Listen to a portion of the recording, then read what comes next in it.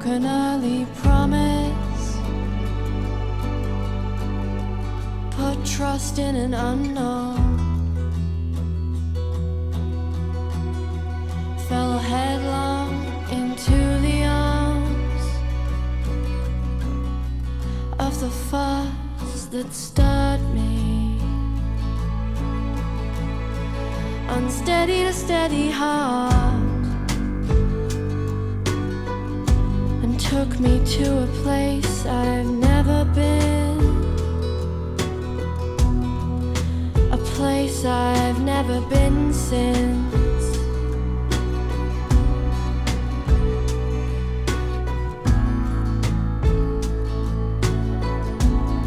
Stopped hoping at an early age,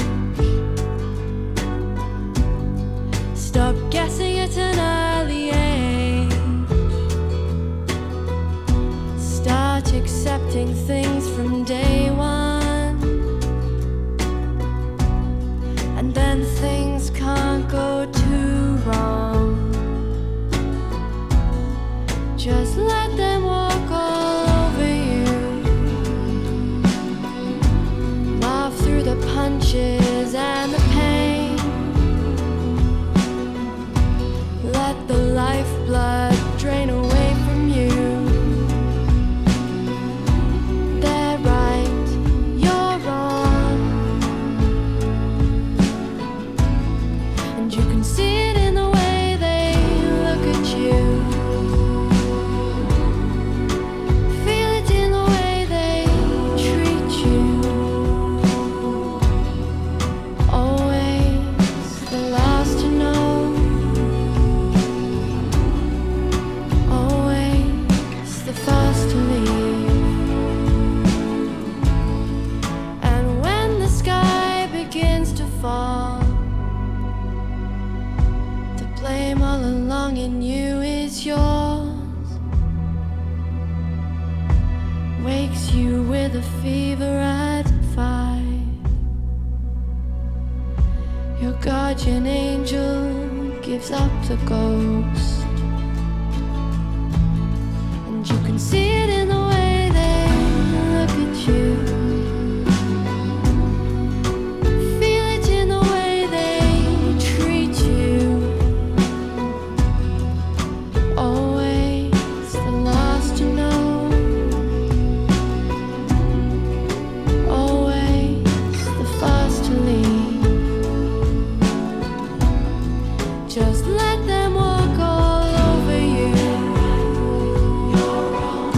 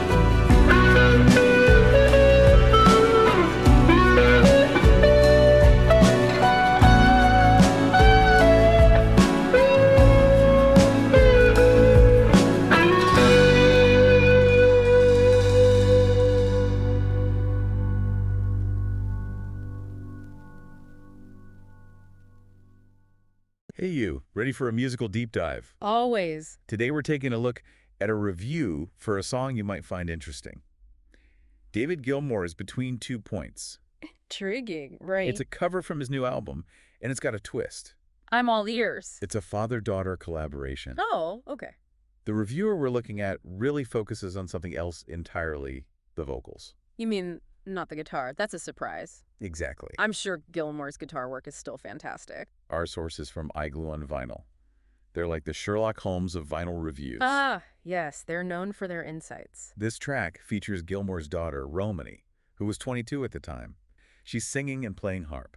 The reviewer calls it the most satisfying Gilmour solo piece. Whoa, hold on. That's bold considering he's not even playing the lead. What makes it so satisfying? It's fascinating, right?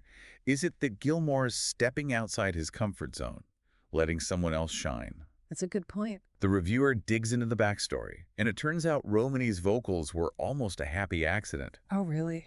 Gilmour asked her to lay down a quick track, and it ended up being 90% of the final version. The reviewer even suggests that if it weren't for her famous dad, Romany would be a successful indie artist in her own right. That's fascinating. What a story. You've got this father-daughter collaboration, which makes it even more interesting when you consider the song's themes. Gilmour, he hears the song, he thinks it's a hit, but nobody he knows has ever even heard of it. Yeah, it's not like he's trying to cover, like, the latest chart topper here. Yeah. This is like deep cut kind of stuff, Exactly. which I think speaks to kind of the eclectic taste that he has. Yeah, and it's Yeah. like, you always say it's like somebody curated this incredible playlist for you, but in this case, it's David Gilmour. Yeah, it's like he's giving you a little window into, like, oh, here's something cool I found that you might not know about. Okay, so check this out. The original artists for Between 2 Points, Mm-hmm. the Montgolfier brothers, right? They've got this like kind of a cult favorite vibe going on. Have you heard of them before this? I had not, but digging in a little bit, they definitely have a unique sound. Like they blend genres, they experiment a bit, Oh, interesting. which kind of makes you think about, okay, what is it about their music that appealed to Gilmour? Right, like what is it about this song in particular Yeah, that spoke to him? We'll have to keep that in mind as we go through this, right? definitely. I read this and it's almost too good to be true, but this is what happened. She was literally about to get on a train. Oh, way. And they're like, hey, before you go, why don't you lay down a vocal track? One take. That's it. Wow. That's what we're hearing. And it's so good. And the reviewers picked up on it, too. Oh, yeah. They were captivated by her voice, Yeah. describing it as, like, triumphant, but also soft-spoken at the same time.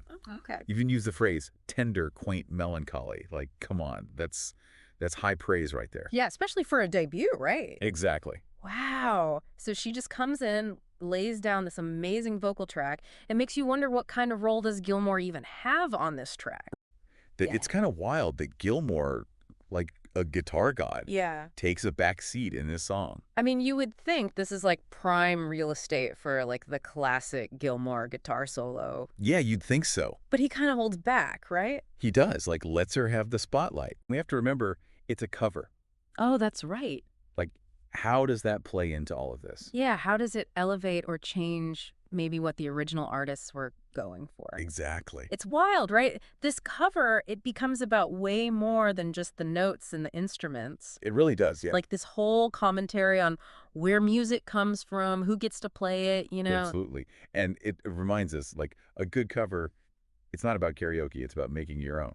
Exactly. Like Romany's not just singing the words, she's owning them. Yeah, and with Gilmour kind of hanging back like that, it's almost like, I don't know, giving her the floor, Yeah. Yeah. but still being there, in the background. Totally. Like a look what you can do kind of thing. Yeah, exactly. And it makes you think about, artists like him, right? They have this platform, this reach, Huge. and they could do anything with it.